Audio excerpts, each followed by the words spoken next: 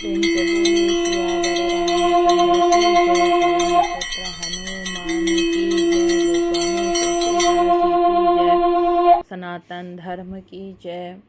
धर्म दर्पण के सभी श्रोताओं को मेरा प्रणाम। और धर्म दर्पण आप लोगों के लिए रामचरितमानस का मूल पाठ लेकर आ रहा है। आज धर्म दर्पण आप लोगों के बीच में इस तरह के संवाद भी लेकर आते रहता है। तो आज हम चर्चा करेंगे माता अनुसुईया और माता सीता के बीच में अद्वितीय संवाद हुआ, जो नारी जीवन में पतिव्रता धर्म की गरिमा को उजागर करता है। यह प्रसंग हमें रामचरितमानस के अरण्य कांड से मिलता है, जब भगवान श्री राम माता सीता और लक्ष्मण जी के वनवास के दौरान महर्षि अत्रि के आश्रम में पहुँचे। वहाँ ऋषि पत्नी अनुसुईया ने माता सीता को पति धर्म का दिव्य ज्ञान दिया, जो युगों युगों तक स्त्रियों के लिए प्रकाश का मार्ग बना रहेगा। तो इसमें हम ये संवाद कैसा दोनों के बीच में हुआ था, ये धर्म दर्पण चैनल के माध्यम से मैं आप लोगों के बीच में लेकर आ रही हूँ। अभी तक आपने धर्म दर्पण चैनल सब्सक्राइब नहीं किया है तो आप ऐसे ही हमारे पवित्र पुराणों को सुनने के लिए धर्म दर्पण चैनल को सब्सक्राइब कीजिए, ताकि हमारे कोई भी धार्मिक पुराणों से संबंधित चीज़ें रहेंगी वो आपको समय पर मिल जाएंगी। तो चलिए चलते हैं। चित्रकूट में आगमन और भेंट जो हुई, उसके बाद क्या रहा। जब श्री राम और लक्ष्मण माता सीता के साथ चित्रकूट में महर्षि अत्रि के आश्रम में पहुँचे, महर्षि अत्रि ने उनका सत्कार किया। माता अनुसुईया ने सस्नेह सीता जी को अपने पास बुलाया। तो तुलसीदास जी लिखते हैं, अनुसुईया के पद गही सीता, सादर वचन कहहि विनीता। सीता जी ने आदर पूर्वक माता अनुसुईया के चरण स्पर्श किए और अत्यंत विनम्रता से उनका अभिवादन किया। अब इसको मैंने एक बार ये पहले भी आप लोगों को बता रखा है, डाल रखा है। आज हम इसमें थोड़ा सा सीधे इसमें चौपाई न पढ़ के सीधे सीधे सरल शब्दों में मैं इनका संवाद आपके सामने लेकर आती हूँ। तो सीता जी माता अनुसुईया के चरण स्पर्श करती हैं और कहती हैं, माते, मैं धन्य हो गई जो आपके चरणों में बैठने का सौभाग्य मिला। आप तो साक्षात तप की देवी हैं, कृपया मुझे भी थोड़ी शिक्षा दें। माता अनुसुईया मंद मंद मुस्काती हैं और बेटी सीते से कहती हैं, तुम्हारे मुख पर तेज, नयनों में शील और वाणी में मधुरता देखकर लगता है तुम केवल राजकुमारी ही नहीं हो, तुम समस्त स्त्रियों के लिए प्रेरणा बनोगी। तो माता अनुसुईया आगे कहती हैं, बेटी, एक स्त्री का सबसे बड़ा गहना है उसका चरित्र और सबसे ऊंचा धर्म है उसका पतिव्रता धर्म। पति की सेवा, उसकी भावनाओं को समझना, उसके साथ हर परिस्थिति में खड़ी रहना, यही स्त्री की सच्ची पूजा है। सीता जी अत्यंत विनम्र भाव से पूछती हैं, माते, मैं हर प्रयास करती हूँ कि मैं रघुनंदन श्री राम की सेवा करूँ, परंतु इस धर्म की गहराई को समझने की लालसा है। कृपया अपनी इस बेटी का मार्ग दिखाइए, मुझे बताइए कि मैं अपने पति की सेवा किस तरह कर सकती हूँ। तो माता अनुसुईया कहती हैं, बेटी सीते, पतिव्रता स्त्री वह है जो पति को ईश्वर का रूप मानती है, जो दुख सुख वाणी विचार और क्रिया में सदा अपने पति के लिए समर्पित रहती है। और अब वो आगे कहती है माता अनुसुईया, बेटी, समाज में स्त्री का क्या स्थान है, क्या तुम्हें पता है। तो बेटी सीता कहती है, नहीं माता, बस मैं तो आज आपसे यहाँ पर को ज्ञान लेने आई हूँ। आप ही मेरे इन चक्षु द्वारों को खोलिए और आप ही मुझे बताइए कि एक स्त्री का समाज में क्या स्थान है। तब माता अनुसुईया कहती है, बेटी, आज के युग में लोग स्त्री को केवल सौंदर्य से आंकते हैं, पर सच्चा सौंदर्य उसकी विनम्रता, त्याग और संयम में होता है। सीता जी कहती हैं, माते, क्या यही कारण है कि आपने इतना तप किया और पति के चरणों में जीवन को अर्पित कर दिया? तो माता अनुसुईया हल्का सा मुस्कुराती हैं और कहती हैं, हाँ बेटी, जब पति का साथ धर्म से जुड़ा तो वह साथ केवल जन्मों का नहीं, आत्मा का होता है।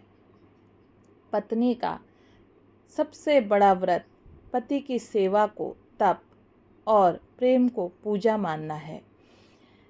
तो माता अनुसुईया कहती हैं, बेटी, कलयुग जो है ना, इससे भी खराब आएगा। पति को पति की तरह नहीं देखा जाएगा। मैं आज जानती हूँ कि तुम सब कुछ जानती हो। तुमसे अच्छी सेवा प्रभु राम की कौन कर सकता है। तुम अपने दोनों कुलों का भार लेकर दोनों कुलों का नाम रोशन करने वाली स्त्री हो। मैं तो सिर्फ तुम्हें आज ये ज्ञान इसलिए दे रही हूँ कि कलयुग में लोग आदर्श सीता का अनुसरण करके अपने पति की सेवा करें। माता अनुसुईया कहती है, बेटी, तुम तो पतिव्रताओं में भी श्रेष्ठ हो। कलयुग में स्त्रियां तुम्हारा नाम जप करके ही अपना व्रत सिद्ध करेंगी। सीता जी आश्चर्य से कहती है, माते, मैं तो केवल एक साधारण स्त्री हूँ, आपने इतना बड़ा सम्मान दे दिया। माता अनुसुईया भावविह्वल होकर कहती हैं, बेटी, तुम्हारी विनम्रता ही तुम्हें महान बनाती है। जो सीता सी सच्ची पत्नी है वही समाज की रीढ़ होती है। माता अनुसुईया अपने पास से वस्त्र, आभूषण, औषधियाँ निकालकर माते सीते को देती हैं और कहती हैं, बेटी, ये वस्त्र, ये दिव्य औषधियाँ और आभूषण मैं तुम्हें आशीर्वाद स्वरूप देती हूँ। ये सौंदर्य बढ़ाने वाले नहीं बल्कि संस्कारों को जगाने वाले हैं। जो भी स्त्री अपने पति के नाम से वस्त्र, आभूषण पहनती है, वो उसके सौंदर्य को जगाने से अधिक उसके संस्कारों को जगा देते हैं। कलयुग में जो स्त्री इनका निरंतर रूप से अपने शरीर पर धारण करेगी, वो स्त्री अपने पति की भक्ति और अपने पति के अगर कोई काम नहीं हो रहा हो तो पति ऐसे स्त्री का अगर मुख भी रोज़ देख ले तो उसके जो कार्य हैं, रुके हुए कार्य बन जाएंगे। तो सीता कहती हैं, माते, ये मेरे लिए प्रसाद है। मैं वचन देती हूँ, आपके दिए हुए उपदेश को मैं जीवन में उतारूंगी। तो माता अनुसुईया कहती हैं, बेटी, तुम समाज के लिए एक संदेश बनोगी और जब जब नारियों को अपने पति की रक्षा करनी होगी, वो तुम्हारा मात्र नाम जप भी कर लें तो उनके पति को हर रोग से, हर समस्याओं से मुक्ति मिल जाएगी। माता अनुसुईया आगे कहती हैं, हे नारियों, यदि तुम जीवन में प्रेम, संयम और त्याग को स्थान दोगी तो तुम्हारा परिवार, समाज और अगली पीढ़ियां सब संस्कारी होगी। पतिव्रता धर्म कोई बंधन नहीं, यह मुक्ति का एक मार्ग है। जहाँ प्रेम है वहाँ प्रभु हैं।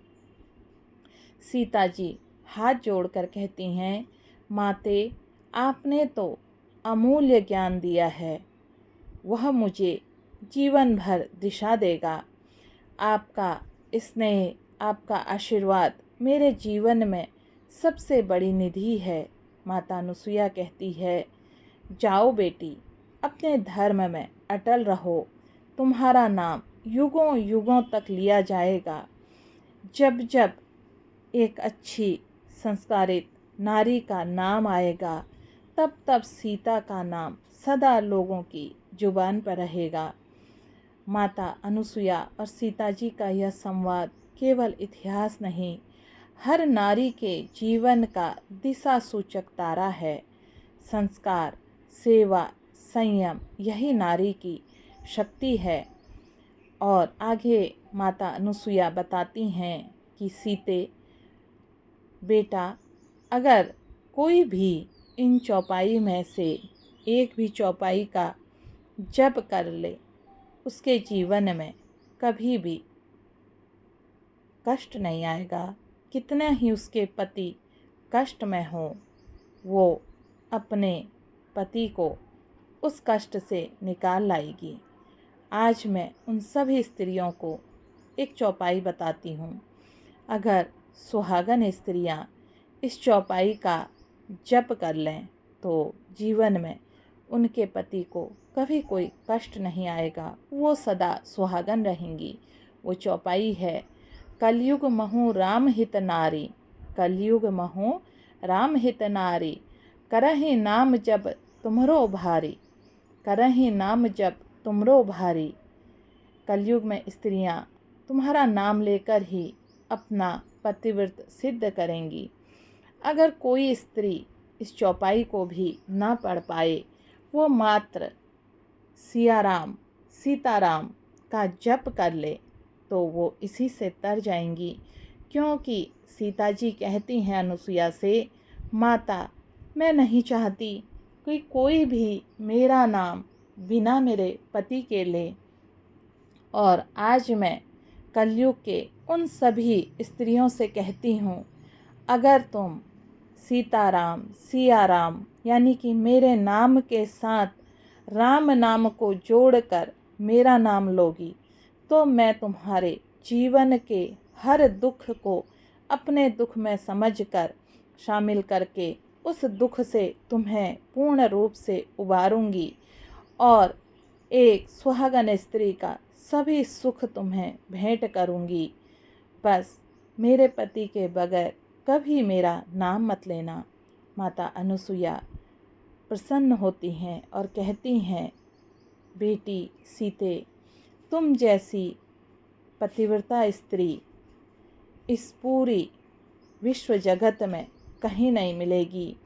और जो भी तुमने आज त्याग किया है, महल त्याग दिया, तुमने सारे सुखों का त्याग कर दिया, तुम चाहती तो क्या नहीं कर सकती थी, लेकिन तुमने अपने पति के पग के पीछे पग धरा, अपने पति के साथ चली, तो आने वाले कलयुग में नहीं, जब तक ये पृथ्वी रहेगी, जब तक सभी देवी देवता आम जनमानस रहेगा, इस संसार में प्राण नाम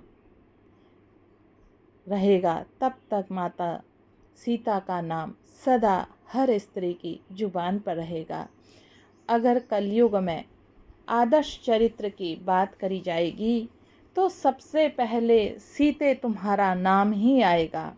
और जिसने भी माता सीता को पूज लिया, उसके जीवन में उसके पति कितने ही कष्ट में हो, काम नहीं बन रहा हो, आर्थिक रूप से कष्ट में हो, तो ऐसी स्त्री माता सीता का नाम लेकर अपनी गठरी से थोड़ा सा छुपा हुआ धन अपने पति को देगी तो उसके जीवन से आर्थिक कष्ट खत्म हो जाएगा।